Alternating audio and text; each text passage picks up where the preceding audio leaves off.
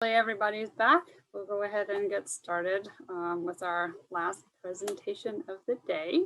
It is my pleasure to introduce Dr. Nicole Widmar. She's a professor, associate head, and graduate program chair of the Department of Agricultural Economics here at Purdue.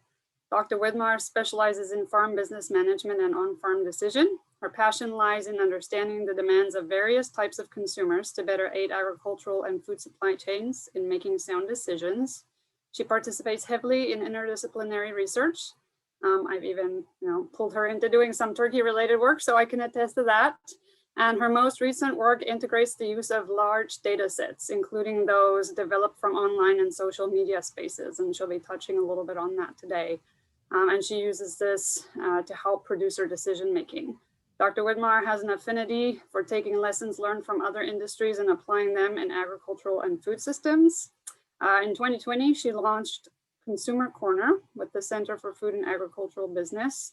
And you can join the Consumer Corner. We'll post a link in the chat. And you can join that to think differently about how consumers and research with consumers can help inform your decision making. So as a quick reminder, please make sure to post your questions in the Q&A box, and we'll have them answered at the end of the presentation. So thank you so much, Dr. Widmar, for sharing your expertise with us today. And it looks like your presentation's working, so I will turn it over to you. Great. All right. Thank you very much. Can you guys hear me okay? Yes. Okay. So thanks very much for having me. I think we're going to take a bit of a different approach here in terms of data. I don't have anything about actual poultry. There's no birds, but we're going to talk a lot about what people perceive about particularly the egg industry. So we're going to think about the potential for online media to help us shed light on what the public perceptions of animal welfare are.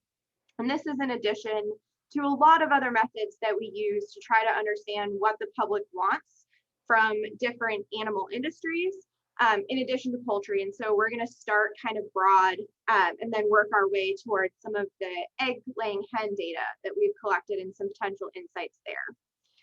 So fundamentally, social listening and thinking about web scrape data comes from Web 2.0, where instead of media originating with one media creator and being consumed by other people, it's now that online media originates very broadly. And so each of us is a creator and a consumer. It's no longer a one-way path. And so with this kind of web integration or Web 2.0, this kind of next movement, what we see is a lot of potential to learn from a very large number of people's perspectives. Of course, the challenge there is that lots of people comment on things that they may not actually understand or know about. So it's certainly not without noise, but there's a lot of potential here. Online and social media analytics, it's a heavily developed area in the private sector. Airlines and different food companies, particularly larger companies, have invested a lot. So for example, if you were to tweet at an airline from inside an airport, it's highly likely that that airline has done some geofencing to know that you were tweeting from in an airport as opposed from somewhere else. And so what we see is some kind of prioritization about how we interpret information about a particular company or about ourselves if we're out listening about our own industries. We've also seen there's now a sizable and growing literature that stock prices are known to move with shifts in sentiment being the measured sentiment of online media. And so there's some established kind of methodology at this point for linking up what we see in online and social media data with actual measures of performance like stock price. Now, when we think about animal welfare, there's no comparable stock price, for example. So it gets more complex. It's not as obvious as measuring the comments about a company and then comparing it to what the price was. But I think we can learn something from how that literature has developed and think about how we can use it in animal ag and thinking about animal welfare. And fundamentally, I think online and social media analytics, it's underutilized in food and ag sectors right now. And in particular in animal ag sectors where we know there's a lot of interest from the public in not only the food products, but the live animals that contribute to that system. So we did start out working on this type of data mostly outside of ag. There's a lot of challenges with the ag component, one that I already shared, which is it's hard to know what the kind of real life measure to compare it to is, and we'll get into some other challenges. But we started out measuring it with Disney and SeaWorld. We were looking for a very public example where the search terms would be rather known and rather fixed. If you say Disney, we pretty much know you're talking about Disney. It's not really a double meaning. So we started out in Disney. We have a paper that links our measured net sentiment, which I'm showing you here on the slide now, which is in orange, to the closing stock price, which is in blue, and they were statistically related to one another. Now, we also measured SeaWorld during the same time period, and we found that they were not related to one another. So this is messy, and it's not a one-size-fits-all. But in SeaWorld, what we were able to find is that it wasn't about the posts or the sentiment. SeaWorld has significantly lower sentiment than Disney World did, but it was about percentage change. And so this opened up another area for us. A lot of the negativity around SeaWorld had to do with treatment of whales or even the death of whales. And so what we were able to notice is that the big spikes, so sudden percentage change in total posts, so sudden massive increase in the amount of comments was typically related to a negative outcome. And I think this is potentially useful in animal welfare. Perhaps animal welfare is not actually the right term. I'm not talking about the welfare of the animal itself, but the public perception of animal welfare. So I think there's potential in something like this. So a lesson that we learned from studying SeaWorld that could be applied in animal industries where, you know, it's probably concerning, or if not concerning, at least deserving of further investigation if, for example, there's a 300% increase in the amount of chatter about a specific animal, or if it's about egg-laying hens. It's probably worth looking into whether it's a legitimate concern that's being discussed or whether it's a misunderstanding or some media that's being shared. So I think there's some stuff that we can learn from other industries in the past work that we've done. Now, during the COVID-19 era, what we've seen is a really quick acceleration of the movement to online media. And so we were already moving in this direction societally. We were posting more and more online. Web 2.0 was well underway long before COVID. But during COVID, what you saw is even things that hadn't made their way online yet suddenly moved online.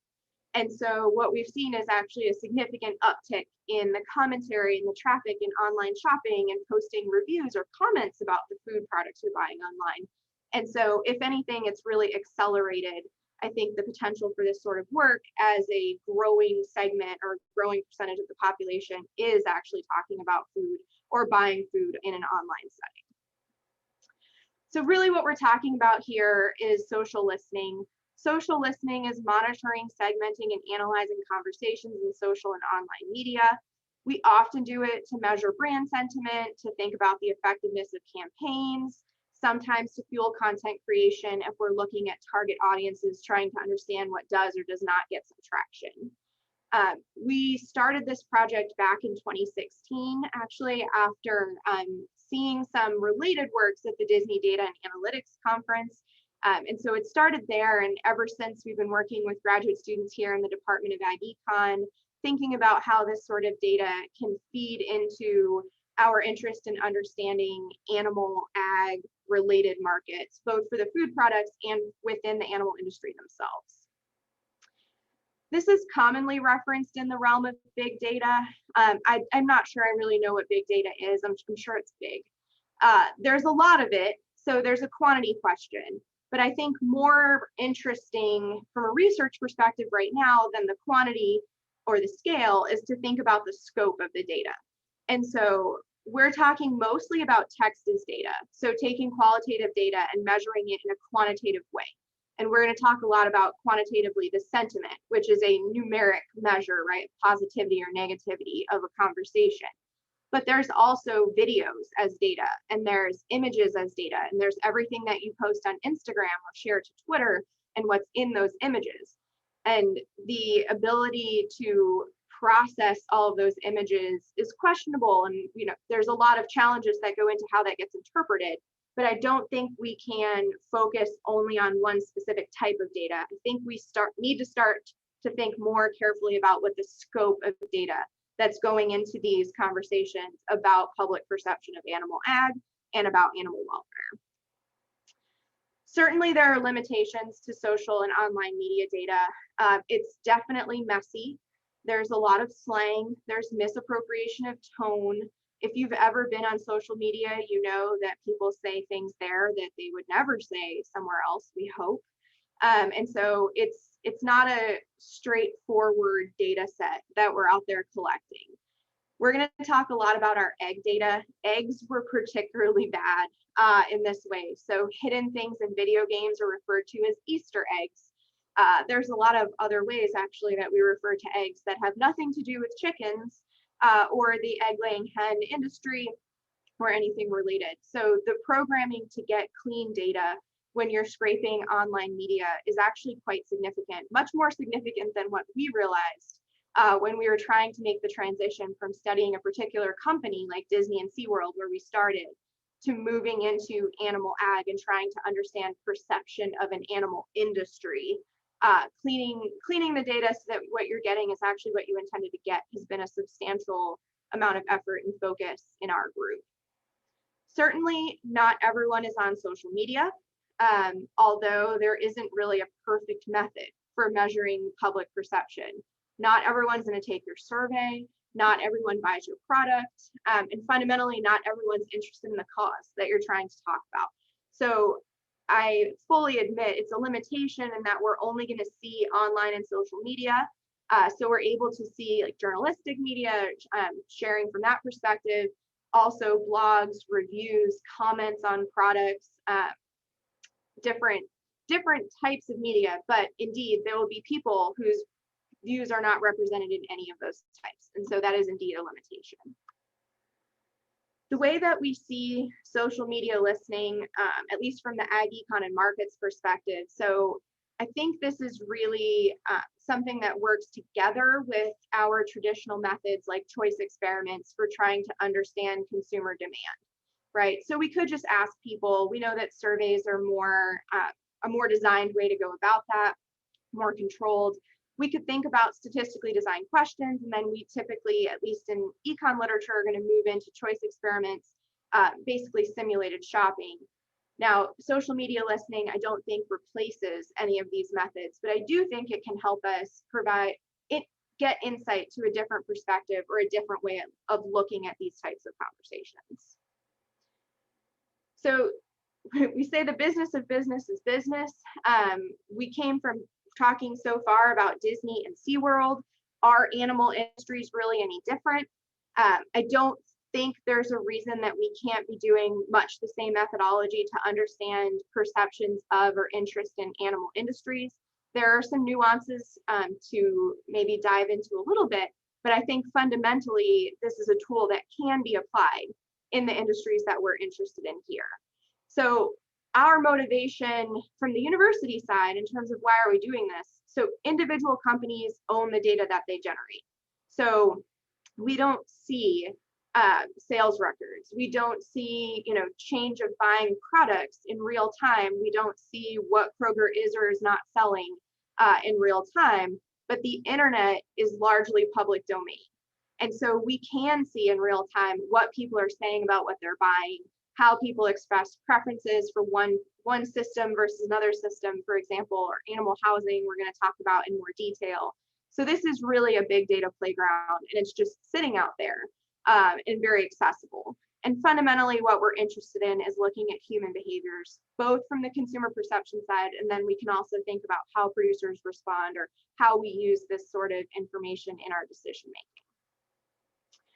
We've been using social media data on a variety of topics so far.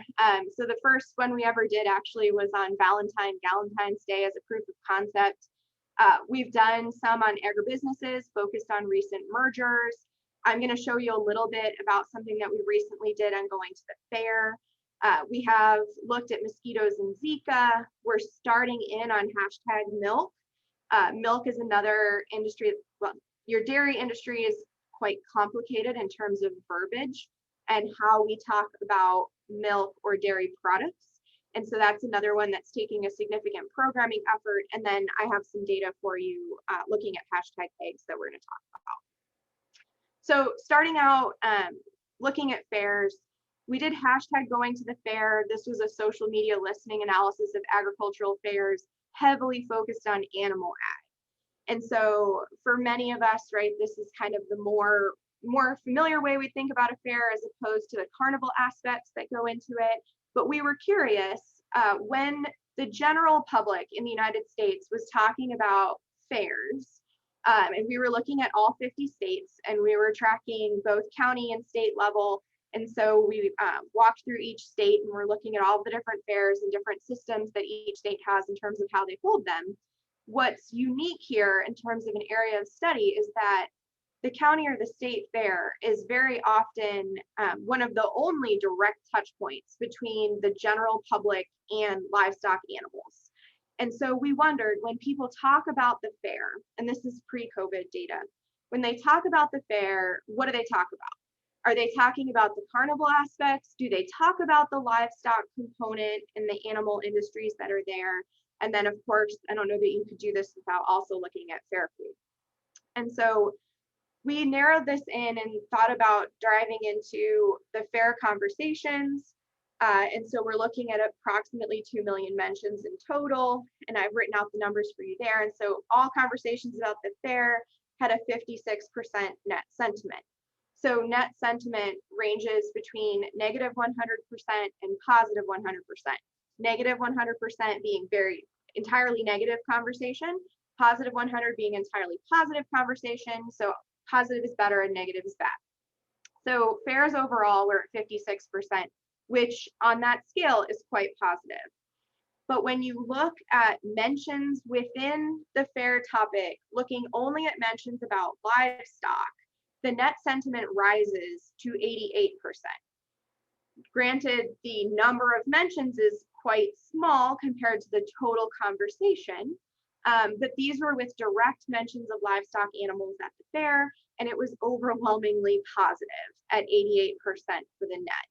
When you look at food in total conversation was a little bit less numerous, although not much, than talking about livestock, and food was at 96%, so we love fair food.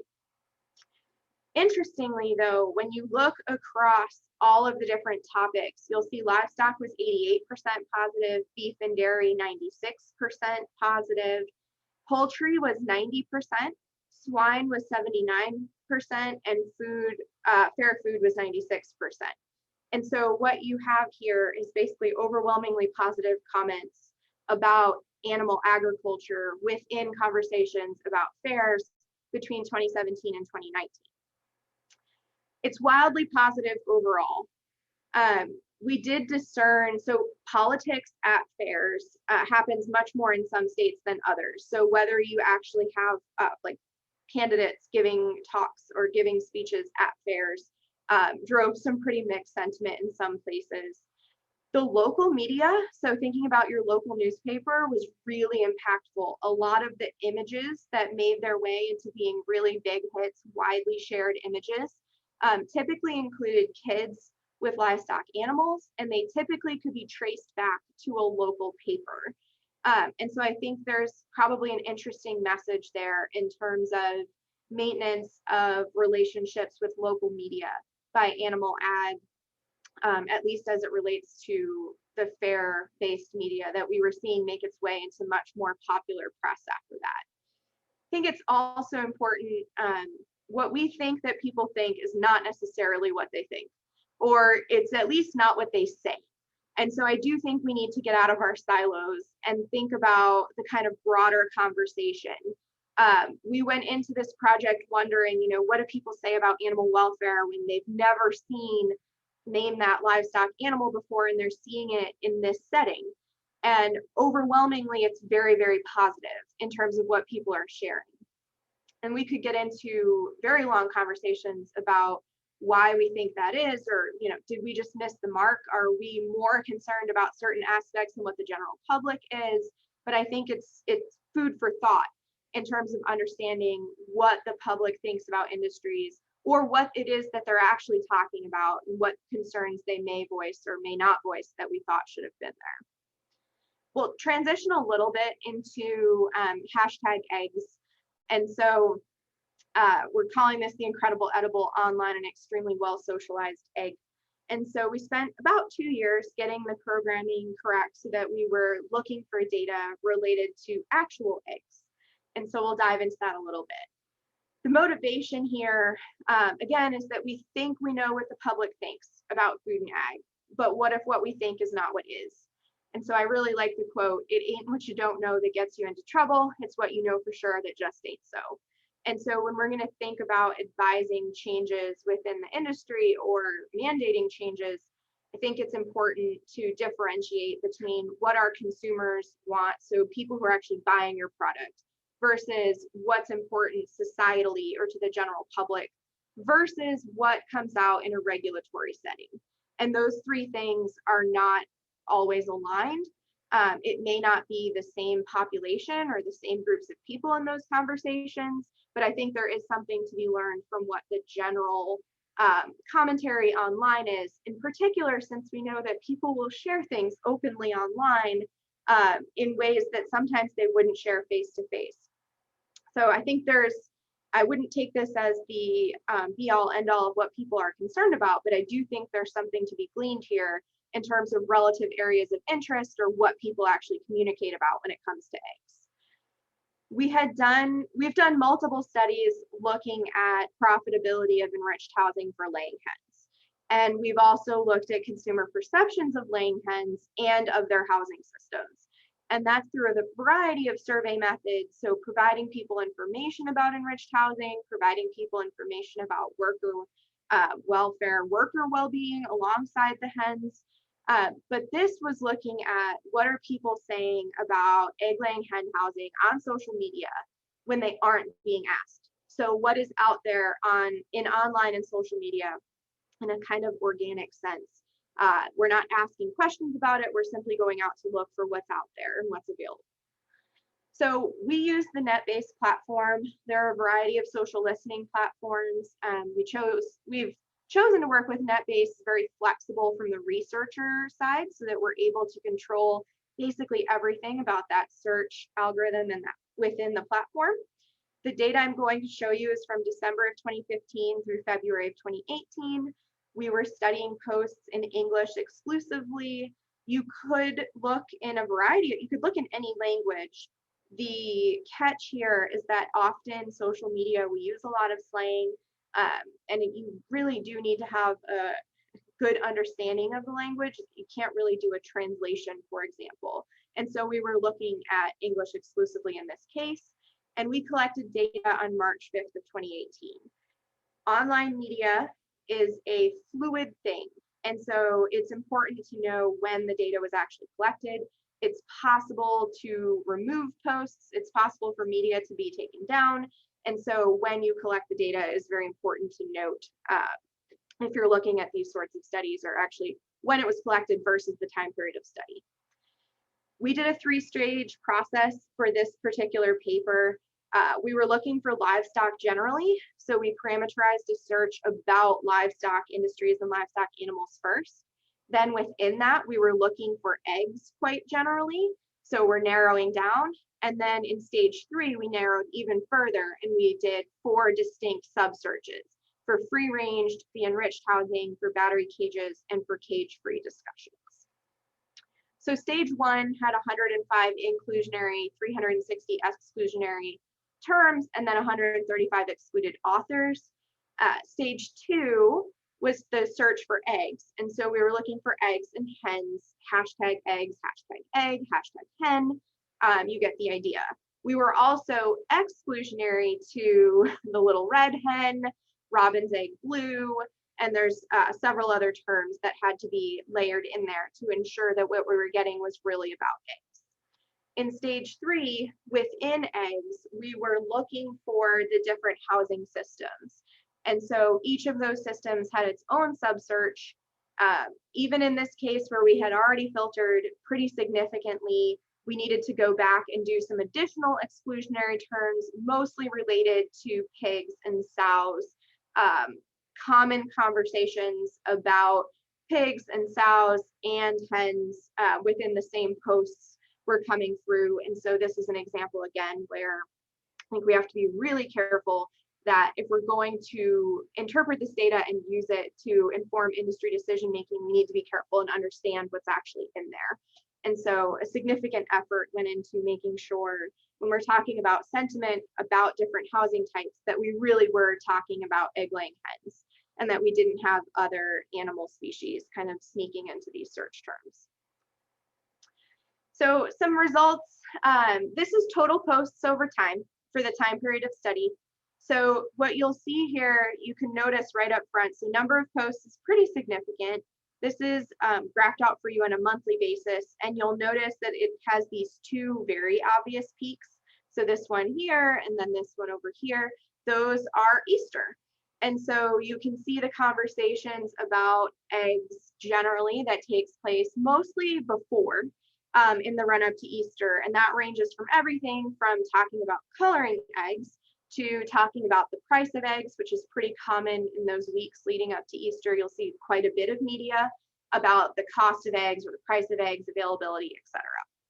And so what you see is it's kind of reasonably predictably flat, with the exception of you can pretty well predict Easter each season as it comes through.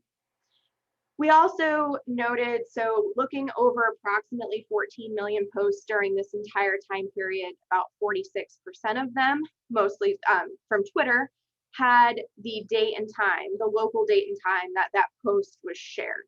And so what we see sometimes for different topics is that you'll have a day of the week that's particularly prevalent, or some topics are talked about mostly on weekends. So we have a separate study going looking at data about Purdue University, and you can see football games very easily in terms of the share of total chatter that happens on a day of the week. Eggs is pretty steady. If something stands out, it would be the Sunday. That Sunday has a little bit higher percent share of total posts happening. This is going to make quite a bit of sense to you here in a second when we start to move on to the types of words that people use when they're talking about eggs. In general, people are talking about consumption of eggs much more often than they're talking about the hens or egg production systems or housing systems or pretty much anything to do with the production side. And so that might play into why it's often a Sunday post, or more often a Sunday post than it is for other days of the week. This data set, looking over 16 million mentions for which we had source data, was comprised mostly of Twitter, but you'll also notice, so Reddit, backyard chickens, people sharing Instagram, TripAdvisor, Fitness Pal, bodybuilding, cafe mom, low carb. So it's quite a diverse set of sources for where our media searches were finding hits for this egg search generally.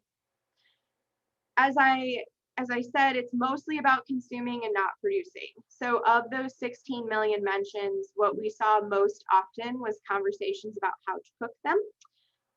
And so we did see conversations about scrambled eggs, and you have eggs with bacon, you get the idea.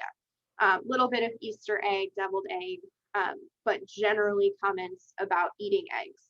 When we looked a little bit deeper in the words that were occurring with egg in the search media that was coming up, people like them. You see the word good in there. We talk a little bit about egg whites, using them in recipes. And so again, it's very, very heavily focused on consumption of eggs, not production. Now, if we dive into stage 3 that we talked about, where we're doing kind of deep dives really specific into these housing types, what you'll see is that the number of posts is highest for this cage-free, which is in yellow, and free range, which is in blue. And so clearly there's more posts devoted to those than any kind of mention of enriched housing or battery cages. And so this is probably in fitting with your hypothesis coming into it. So cage-free and free range were definitely the more numerous, more talked about in online media than the other two housing types that we were looking at. We did dive into the hashtags that were included in these posts. And so when you dive into these 4 housing types, it's kind of interesting to see the hashtags that are affiliated with these. I'll point out the sample size for these changes significantly. So you need to be really careful about not over-interpreting, for example, this N of 94 out of the 16 million posts that we started with analyzing. As we said, the vast majority of posts were about consumption and not production. So it's not surprising that the numbers fall quite a bit. But at the same time, we need to be careful about making sweeping interpretations off of sample sizes this small.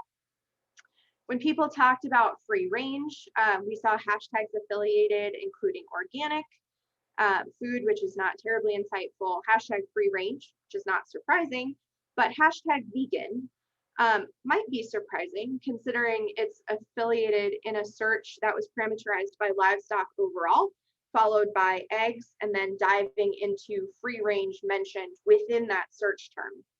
So perhaps of interest, perhaps not, I suppose, but I think there's something to be gleaned by understanding what hashtags, what affiliations people were putting on these comments.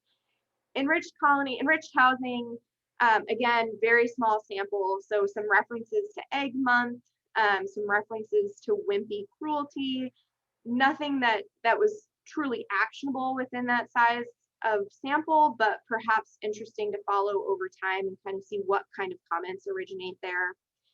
Looking within battery cages, so battery cage cruelty, we had some media devoted to the Walmart. There was arguments about Walmart, and so hashtag Walmart double standards was showing up in this search. And then thinking about cage free, some comments about obviously hashtag cage free and organic showed up again, so very similar to when we were talking about free range. But in addition, this comment, this one's probably the most surprising, that we have hashtag glyphosate. And so we were able to trace that back in terms of where that media originated. This is comments about glyphosate in conjunction with comments about cage-free production of eggs. And so not directly related, but within the same post, right? So not about one another, but certainly laying next to one another in terms of the comments that are being made. And so as we're thinking about communicating with people and understanding people's perception of different hen housing systems, might be helpful to understand what else they're talking about in conjunction with these comments about egg-laying hens and egg-laying hen housing systems. Certainly the sentiment changes over time, and so we graphed it out. You can see things move around quite a bit. There's this negative spike here, downward spike, so increase in the total number of mentions, this downward spike that happened shortly after data collection. So you can see this spike in mentions and this decrease in sentiment, and that had to do with the salmonella recall. And so we did at the very tail end of collection come across this significant size in terms of the media impact, eggs that were recalled, salmonella outbreak. And so it's perhaps helpful to be able to see in real time how the public responds to comments about the industry, happenings in the industry, etc. If we look at the sentiment by individual sub-search, so eggs in general, we already said earlier, where I think it was 56% positive, and so eggs in general are largely positive. Free range was a bit more positive than that. Not much in terms of comments and sentiment for enriched housing, but overall positive. Battery cages, slightly negative. I'll point out not hugely negative. When you came into it, you may have wondered, right, how there were positive comments about battery cages. And so the net sentiment is negative, but it's not as negative as you may have hypothesized. And then cage free being quite positive, more so than the average of eggs in general. This is another look at that. So we were just looking at the means across the entire study time period. This is looking at net sentiment as it moves over time. And so eggs is the light blue line, which is running up here. Eggs is reasonably steady over time. It does move day by day, but not kind of in the significant ways that you'll see some of the sub searches. Comments about battery cages are down in yellow. And so that one moves around too, although as I said, there were months that the sentiment about battery cages was overall positive. On the total, it comes out to a negative average, but I think it's worth noting that it's not just a steady one number over time. This does move around, and there's different comments that are made, both positive and negative. You'll also notice free range tends to be quite positive, as does cage free, which cage free is a bit hard to discern, but cage free is up here, typically running over the average of egg, and overall running generally more positive than the other comments. But again, I'll caution you to remember the size, the N, the size of the sample for each of these subsearches. Certainly questions remain. I think probably online media data at this point raises more questions than what it actually answers. And so basically we're tossing out associations. People are making comments about this versus that. We don't know why. And so in a survey, we may be able to dive a bit deeper in terms of why someone thinks something. We typically know something else about their purchasing behaviors, et cetera.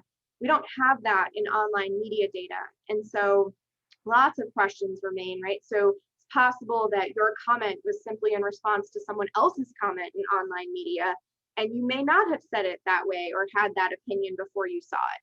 So certainly, I don't claim that this is providing you very many answers, but I do think it's providing some potentially insightful questions in terms of where, as an industry, we may want to look or spend more time in thinking about, you know, why people have this association, why these things are mentioned together, where people are coming from when they ask questions about treatment of animals in different systems. If we think about online media data for animal welfare insights, so I think if we think about the pros, right, real-time crisis identification, so you could see how fast news of the outbreak and salmonella outbreak was very obvious in the data. Same thing if you think back to the SeaWorld data that we presented at the beginning, it's very much real time. So we're able to identify either an actual crisis or a media crisis communication problem very quickly compared to some of the other methods that we've used over time. We're measuring what's said naturally. I put naturally in quotes because it's not direct prompting from the researcher, but it may be direct prompting from someone else or from media that you saw, a story that you read. Certainly it's happening more organically than it would be from a survey perspective, where I'm asking you about a specific topic. However, it's not perfect. It's another data point that can help supplement other data sources. I don't think it replaces existing data sources. It can help us tailor marketing, think about brand management, and I do think that there's potential to improve the understanding of associations or how people see different industries. Now, on the negative side, we get asked a lot about privacy issues. Basically, every virtual move you make is tracked in one way or another, right? So to what end are people using that? Is there a profit motive? Of course, there's a profit motive. We get asked a lot about, for example, Facebook data. Interestingly, you know, when we all signed up for Facebook, you check this box, right? We acknowledged how our data is or is not used, but we still have lots of questions about what's private. How is your data actually being used? There is certainly an underbelly of social media data. So thinking about collecting data and watching perhaps what people post about a product, et cetera, is one thing. Actually influencing, for example, for a political act or political end, a control mechanism, there's clearly an aspect of this that is inappropriate or societally unpalatable, if not inappropriate and wrong. So certainly there are questions about how to use data that's acceptable, and I think those are societal questions in terms of what we are and are not doing, or what we are and are not willing to accept. And the loudest voices are still heard. They may not represent public perception. What we're seeing may not represent the full public, right? We said not everyone's on social media, not everything is in online media. So I acknowledge, I think there's potential here, but certainly there are challenges. Social listening to amass data and then analyzing that data is not easy, simple, or cheap. So I think there are questions about how, as animal industries, we work to actually look at the insights from this data and think about how to track that, how to get it. There's a lot of investment in tracking brands or individual products. In my group alone, we've had a massive learning curve in how to scrape data on commodities or general product categories or specific industries. I do think there's a public good use where we can make an impact. So we've published a paper looking at food safety. So how quickly do people respond to recalls versus announcements from CDC, for example? We've looked at animal ag and different derived products. And we're now attempting to dive into some industry level insights in terms of understanding what the general public sentiment is towards specific industries, and in particular, animal industries. We did also dive into something, I don't know, animal welfare is, I guess, controversial in its own right, but we have this other controversial topic that we studied recently, looking at USDA's move out of DC and into Kansas City. And so I put the link to that up there if you're interested. I think there's room to make contributions to these kind of societal conversations, right? There's not necessarily a right or wrong answer in terms of what system is perceived as best or what system is actually adopted. Most of these things have pros and cons. And so I think in this space where we're making societal decisions that have economic consequences, as well as human welfare, human well-being, as well as animal well-being and other consequences, additional data in terms of what the public perception is can be quite helpful. And with that, you're all changing your privacy settings on your Twitter. But after you're done doing that, I think we have time for a few questions. Great, thank you so much, Dr. Widmar, for a very interesting presentation. Yes, I will have to go back and check my privacy settings now. One question we had was, out of all of the posts that you looked at for the eggs, there were quite a lot that were just on food, preparing food. So when you're looking at the bigger picture, how do you interpret this? So are people viewing eggs generally more positively and they're kind of ignoring the housing effect? I guess it's kind of getting at that idea of you can try to dive in to see specific things and perceptions related to housing systems versus eggs in general. And do people even recognize that there is this housing issue or question when it comes to laying hens? Yeah, I think this kind of fits in. I don't know that there's a right answer to how you would scrape and look at the data. I think the first thing that it tells us is that of all the media that's out there on like the capital I internet, when people talk about eggs, they're basically talking about coloring eggs at Easter, eating eggs, using eggs, and they're generally positive about that. And so I think that that is actually something. And those of us who kind of dive into the details about different systems and how it works, obviously we're concerned about very specific pieces, but I think the general public conversation is largely biased towards, I mean, we're all basically selfish, right, by nature as humans. And so it's very largely biased towards what I'm doing with the egg. Now, you can dive in and find very, very passionate comments about housing systems and about using animals for human food at all. But they certainly aren't the majority of the media that's out there. So I think the answer is we have to be a little bit careful in terms of when we're communicating to the end customer, right? The end customer in general likes the product and wants to have a conversation in some cases about how to produce that product, and maybe wants to get involved in conversations about how to make animals happier in various settings of how to produce that product, but it's not the majority of the comments that are out there. It's a very passionate minority of the comments that we're able to find organically. And that's kind of relates to another question about, you mentioned that it's kind of the loudest voices that you see on social media, right? And I know probably as economists, you struggle with this, especially when we talk about social desirability bias and those kinds of things. When you're asking people a question directly through a survey, you might get the response that they think you want to hear. Versus on social media, you're getting something that's organically posted. But to what extent, I don't know that we can even measure this, but do you think there's the potential for getting a more honest kind of take or answer on social media? Yeah, we've debated this a lot, right? So there's a lot we can do in survey science to attempt to cut through some of the biases, but we know that we can't cure bias. Social media has distinct problems, but still problems. So we believe that you're usually trying to project your best self, right? We know that in general, your choreographed life in social media looks better than your real life. You wouldn't know it because we've all choreographed better lives in social media, but in general, you're sharing something that you know other people are seeing. So you may be more likely to share something that you think will be accepted.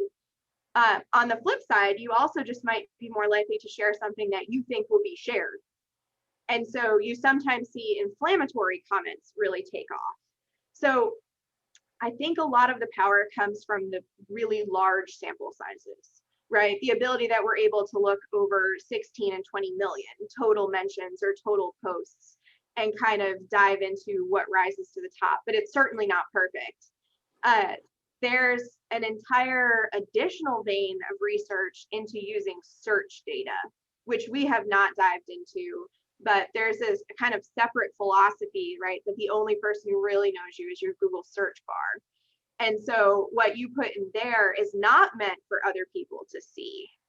And so there's actually an entire set of books that's devoted to this that's quite scary about what people search for and whether the search represents your real opinion, more so than what you would put in social media, more so than what you would tell me in a research setting. But that has some really significant questions about your data privacy.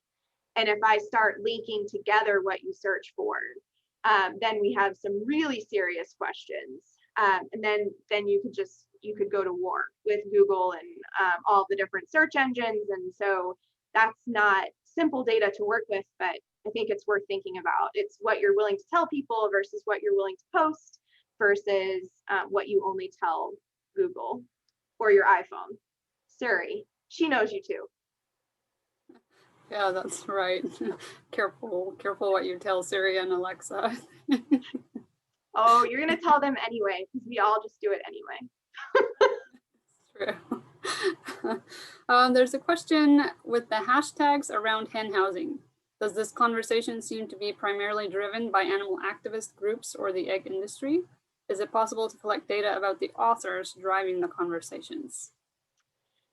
So often it is possible to see where the post originated. So we're able to see who shared to some degree. It depends a little bit on where your comment was. So if you post anonymously, for example, in a newspaper article, we may never know where that comment came from.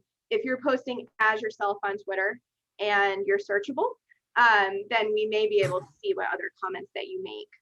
We don't collect individually identifiable data in my research group as a rule. And so we're able to see what's coming from a public.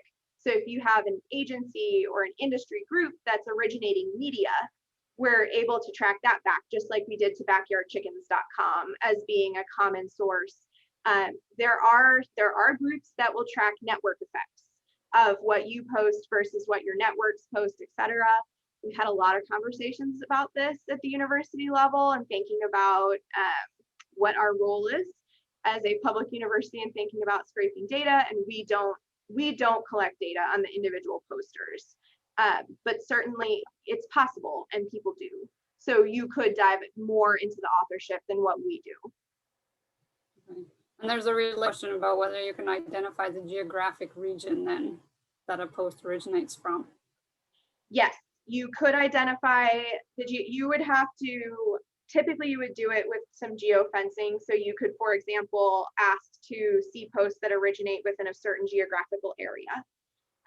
We've done it, we have a project looking at wildfires and looking at the comments that people make when they're in a wildfire affected area as opposed to an area where the wildfire is moving towards. So the kind of media that originates, like when people are trying to evacuate versus when people are asking for help. And so we've had some experience in looking at geography. We've tried to look at geography and animal welfare. It's not terribly effective, honestly. We've looked at geography on the fairs, and so you'll see a lot of social media originate while people are still at the fair. Taking pictures of other people's animals was pretty common in terms of that. So you could do geography. It's just that in order to actually make the programming worthwhile in a cost-benefit analysis sense, you would kind of need to have a hypothesis about why one geography would be different than another. Collecting the data and understanding geography from each of the posts isn't feasible at that scale. And then one last question would be, so there's the potential, there's some scary things, right, coming out of this, how people use your data. A lot of people just use social media without even thinking twice. It's so natural now. You have your phone out, you're just posting things.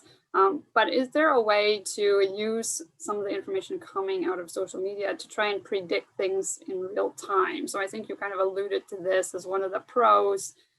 I guess, is that technology still developing? I mean, things can blossom really fast and go viral really fast. Is there a way to kind of start picking up on the little crumbs before it explodes to try and kind of redirect or correct misconceptions, for example?